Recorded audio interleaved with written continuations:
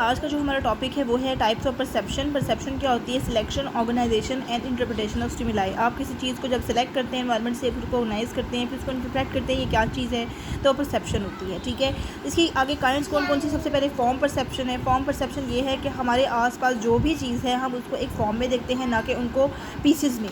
जैसे ये एक पेन है, इसके भी पार्ट्स है, लेकिन मैंने इसको फॉर्म में परसीव करना है, हमने इसको पार्ट्स में डिवाइड करके इसको परसीव नहीं करते। ठीक है, इसके कुछ प्रिंसिपल्स होते हैं जो हम नेक्स्ट लेक्चर में पढ़ेंगे। उसके बाद साइज़ परसेप्शन है।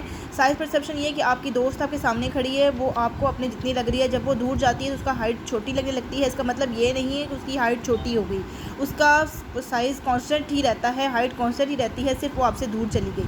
ठीक है, तो चीज़ों को डिफरेंट एंगल से देखने से या दूर नज़दीक देखने से उनके साइज़ में कोई फ़र्क नहीं आता। मोशन परसेप्शन ये है कि चीज़ों की हम मोशन को कैसे परसीव करते हैं। एक होती है इसमें रियल मोशन और एक इसमें होती है अपेरेंट मोशन। रियल मोशन ये है कि जो वाकई चीज़ मूव कर रही है, एक्चुअल मूवमेंट ऑफ ऑब्जेक्ट। ठीक है, अब अपेरेंट मोशन ये होती है जो कि इल्यूजन भी हम जिसे कह सकते हैं, जो कि रियल नहीं होती लेकिन हमें वो लग रहा होता है कि चीज़ मूव कर रही है। ठीक है, फॉर एग्ज़ाम्पल यहाँ पर मेरे पास है 5 फिनोमिना। 5 फिनोमिना ये है कि जब हम लाइट बल्ब्स को एक साइड बाय साइड प्लेस करते हैं और उनको इल्यूमिनेट करते हैं वन आफ्टर अनदर, एक के बाद दूसरा जलता है, तो हमें लगता है वो लाइट्स बल्ब मूव कर रहे हैं। ठीक है, उसे हम कहते हैं 5 फिनोमिना, मूविंग लाइट्स जिसे हम बोलते हैं। उसकी वजह स्ट्रोबोस्कोपिक मोशन वो ये है कि जब स्टिल पिक्चर्स जो हैं उसमें ये होता है कि हर एक इमेज जो है वो दूसरे इमेज से थोड़ा सा मुख्तलिफ होता है।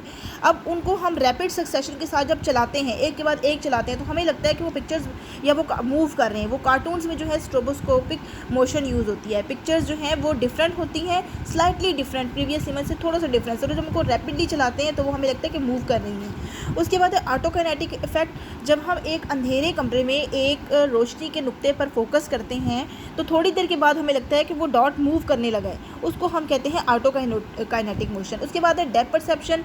चीज़ों की हमारी रेटिना जो है वो रेटिना जो है वो 2 डायमेंशनल है, लेकिन हम depth perception is a brain's tendency to see the world in 3 dimensions. Retina की जो इमेज है वो बेशक रेटिना की 2 डायमेंशंस होती हैं, लेकिन चीज़ों को हम 3 डायमेंशन में देखते हैं।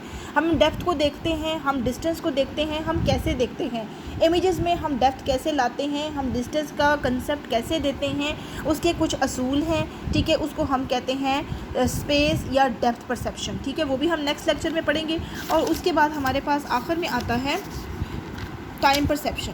टाइम परसेप्शन ये है कि टाइम को आप कैसे परसीव करते हैं, सेकंड्स में, मिनट्स में, आवर्स में, पास्ट, प्रेजेंट, फ्यूचर में, ईयर्स में, मंथ्स में। ठीक है, तो ये है टाइम परसेप्शन।